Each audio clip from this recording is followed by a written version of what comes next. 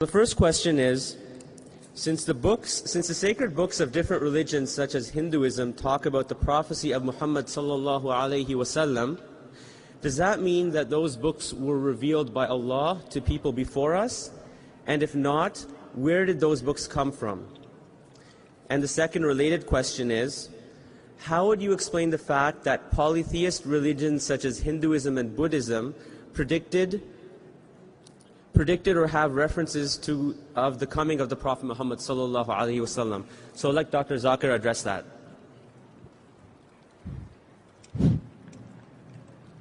Alhamdulillah. Wassalatu wassalam ala Rasulillah wa ala alihi wa sahbihi ajmain. Amma ba'd. A'udhu billahi minash shaitanir rajim. Bismillahir rahmanir rahim. Udu ila sabili rabbika bil hikma wal maw'izatil hasana wajadil billati ahsan.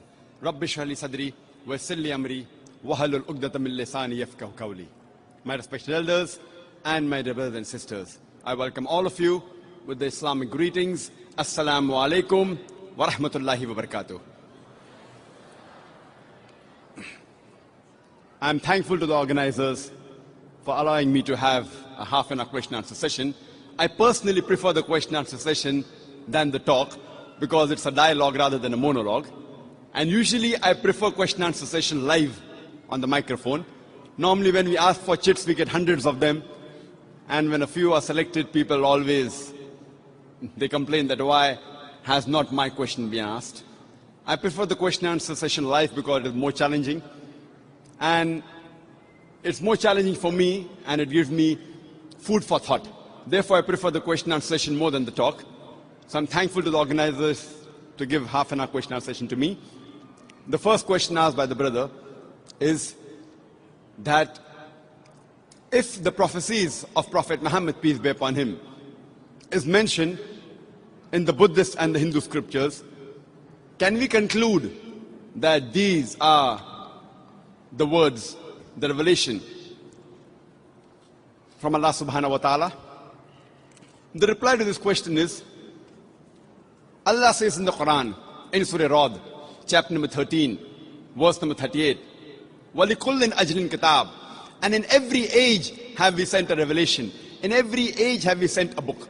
By name, only 4 are mentioned in the Quran: the Torah, the Zabur, the Injil, and the Quran. But there are several other books revealed by Allah subhanahu wa ta'ala, for example, Suhuf Ibrahim, etc. Whether can we consider the Vedas, the Upanishads, the Puranas, the Bhagavad Gita, the Dhammapad, all the other scriptures which I quoted yesterday in my talk, to be the revelation from Almighty God? Since these books are not mentioned by name in the glorious Quran or the Sahih Hadith, we cannot say for sure that they are the revelation of Almighty God. What we can say, maybe they are, but we cannot say for sure that they are books of Almighty God. What we can say is maybe they are revelations of Almighty God. But even if they were revelations of Almighty God, all the books that were revealed before the last and final revelation, the glorious Quran, they were meant only for those people, and the complete message was supposed to be followed for a particular time period. So irrespective whether these books may have been the word of God, today all the human beings in the world, whether they live in Canada, in USA, in India, in Pakistan, in Saudi Arabia, in Japan, they have to follow the last and final revelation, the glorious Quran, and follow the last and final messenger, Prophet Muhammad, peace be upon him. The reason I quoted these scriptures is based on the verse of the Quran of Surah Al-Imran, chapter number 3, verse number 64, which says, "Ta'alaw ila kalmatin sawa'im bainana bainakum." Come to common terms as between us and you. Which is the first term? Allah na'budu illallah. That we worship none but Allah. So based on this verse of the glorious Quran, which I consider to be the master key for dawah, which says, come to common terms as between us and you. So based on this verse, I quoted the other religious scriptures. Since the followers of that scripture believe it to be the word of God, I say, then at least why don't you follow your scripture? And your scripture mentions about Tawheed, about the oneness of God, which I have discussed in other lectures. It also speaks about the last and final messenger, thus calling them to the Deen al-Haq, that is Islam. Hope that answers the question.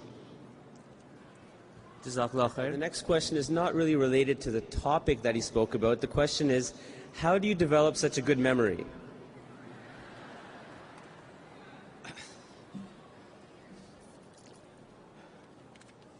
The success to the memory and my talk is, number one, it's Allah's help.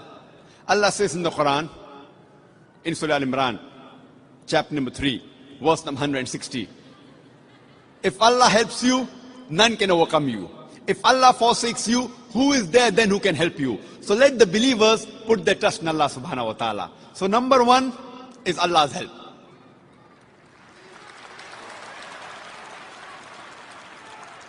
Number two, Allah says in the Quran, in Surah Ankabut, chapter number 29, verse number 69, if you strive, if you do jihad, if you strive and struggle in the path of Allah subhanahu wa ta'ala, Allah will open up your pathways. So second is striving and struggling. And the third is the technique. Allah says in Surah Nahl, chapter number 16, verse number 43, and Surah Anbiya, chapter number 21, verse number 7. It says that if you don't have knowledge, ask the person who is knowledgeable. Ask the person who is expert in this field. So third comes technique, and in Bombay, where I come from, we have training sessions, how we train people in the field of dawah. We have a training course of approximately 35 to 40 days. We have once a year, where hundreds of applications come and we train them. And mashallah, if you hear the speakers of Bombay from our organization, we have more than 15 full-time speakers amongst the gents and 10 amongst the ladies. Mashallah, almost all of them quote. Some of them quote better than me. So the last is technique, which we train them. For those who can't come to Bombay, you can go to our website, irf.net, where there's a Dawah training program, which may give you 5 or 10% of the gist of the training program we have in Bombay. Hope that answers the question. MashaAllah. The next question is, who are we to judge that Islam is the proper religion? Everyone has their own beliefs and think that their God is the right God and the true God. Who are we to say that they are all wrong and Islam is the true religion? As far as the question is concerned, that everyone says that their God is the best God. And second is, how can you prove that Islam is the best way of life? As far as the first part of the question is concerned, I've given the talk on concept of God in the major world religions, speaking about God, Allah subhanahu wa ta'ala, mentioned in the Jewish scriptures, in the Christian scriptures, in the Buddhist scriptures, in the Parsi scriptures, in the Sikh scriptures, in the Hindu scriptures. And all of these scriptures, they speak about monotheism, about Tawheed. How I spoke yesterday about Muhammad sallallahu alaihi wasallam. There's also a talk on concept of God in the major world religions. And from this scripture we can prove that all the major scriptures say that we should worship only one Almighty God, who has got no images, who has got no idols. Based again on the same verse of the Quran of Surah Al-Imran chapter 3 verse 64, which says, Ta'alaw ila qalmatin sawa'in baynana baynakum. Come to common terms as in us and you. Which is the first term? Allah na'budu illallah. That we worship none but one Almighty God. The second part of the question is, how can we prove that Islam is the right way of life, is the best way of life? If we analyze, most of the major religions, they speak good things. Most of the major religions, they tell us not to rob, not to cheat, not to molest a woman. But the difference between Islam and the other religions is that Islam shows you a way how to achieve a state of that goodness. For example, all the religions say that you should not rob.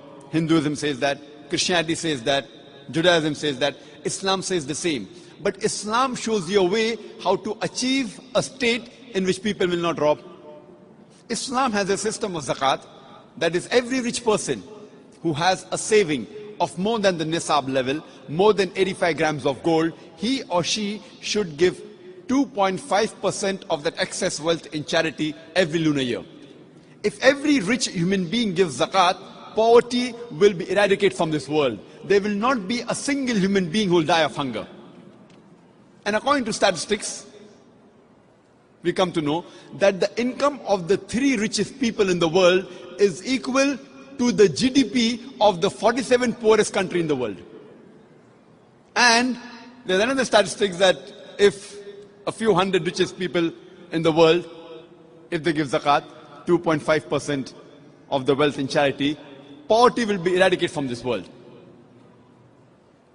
After this, the glorious Quran says in Surah Ma'idah, chapter number 5, verse number 38, as to the thief, be it a man or a woman, chop off his or her hand as a punishment from Allah subhanahu wa ta'ala. Non-Muslims will say, chopping off the hands in this age of science and technology, Islam is a barbaric religion. It's a ruthless way of life. And they think that if you go to Saudi Arabia, where this law is practiced, every second person you come across will have his hands chopped off. I have been to Saudi Arabia several times. I have not seen a single human being whose hands have been chopped off.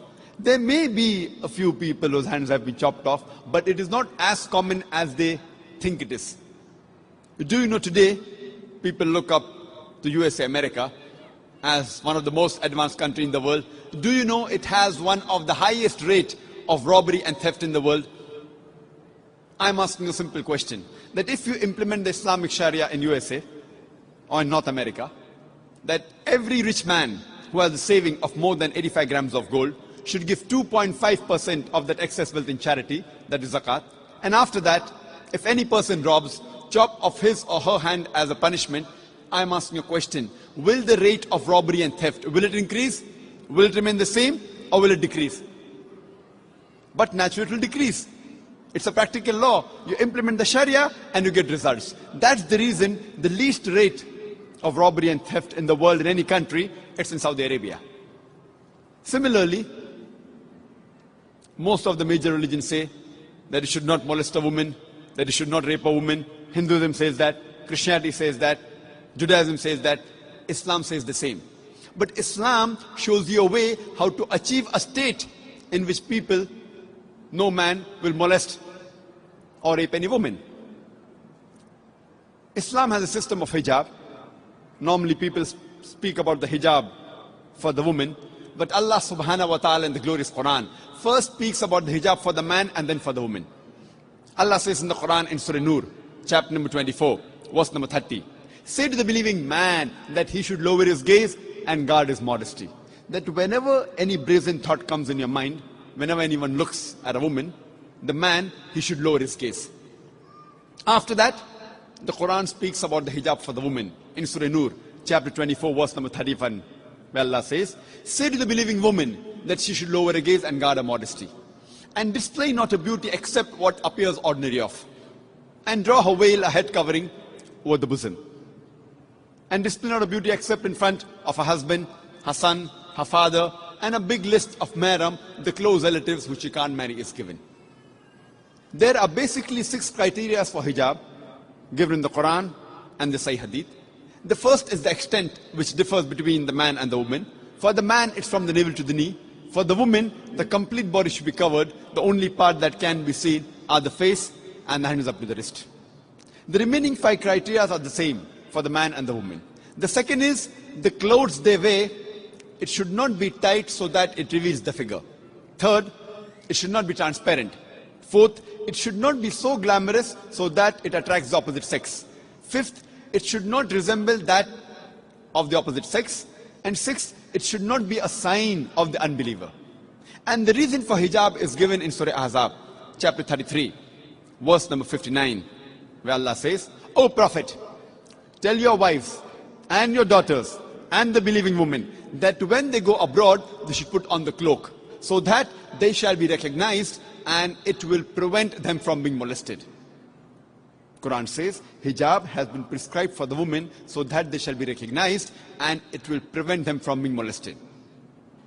For example, if there are 2 twin sisters who are very beautiful, or equally beautiful, and if they're walking down the streets of Toronto, maybe Yonge Street, and if one twin sister, she is wearing the Islamic hijab, the complete body cover except the face and the hands up to the wrist, and the other twin sister, she is wearing the Western clothes, the mini skirts or short, and if round the corner there is a hooligan, there is a ruffian who's waiting for a catch, who's waiting to tease a girl, which girl will he tease?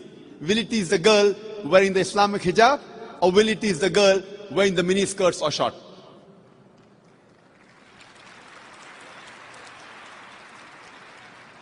After that, the Islamic Sharia says, if any man rapes any woman, he gets capital punishment, death penalty. People say, death penalty? In this age of science and technology, Islam is a barbaric religion. It's a ruthless way of life. But when I ask this question to thousands of non-Muslims, that God forbid, if someone rapes your mother, rapes your sister, and if you are made the judge, and if the rapist is brought in front of you, what punishment will you give him? And all of them, 100% said, we will put him to death. Some went to the extent of saying, we will torture him to death. So why these double standards? Someone rapes your mother, your sister, you want to put him to death. Somebody rapes somebody else's mother or sister, you say death penalty is barbaric law. Do you know, according to statistics, USA, which happens to be one of the most advanced countries in the world, do you know it has one of the highest rate of rape in the world? According to the FBI statistics, in 1990 alone, on average, every day, 1,756 rapes took place every day in the year 1990. According to the US Department of Justice, in the year 1996, on average, every day, 2,713 cases of rape took place. In the year 1990, 1,756. In the year 1996, 2,713. Maybe the Americans got more bold. That means every 32 seconds, one rape is taking place in USA. You know, we are here in this auditorium, maybe for the past 6 hours. Already 600 rapes may have taken place in USA till the time you are here. I'm asking the question that if you implement the Islamic Sharia in USA, that if any man looks at a woman, any brazen thought, any unashamed thought comes in his mind, he should lower his gaze. After that, every woman should be properly covered, complete body, except the face and the hands up to the wrist. After that, any man rapes a woman, capital punishment. I'm asking the question, will the rate of rape in America, in USA, will it increase? Will it remain the same, or will it decrease? Will it increase? Will it remain the same, or will it decrease? It will decrease. It's a practical law. You implement the Sharia and you get results. That's the reason I say Islam, besides speaking good things, it shows you a way how to achieve the state of goodness. Therefore I say that Islam is the best way of life. And Allah says in the Quran, in Surah Al-Imran, chapter number 3, verse number 19, Inna dina indallahi al-Islam. The only religion acceptable in the sight of Allah is Islam. Takbir.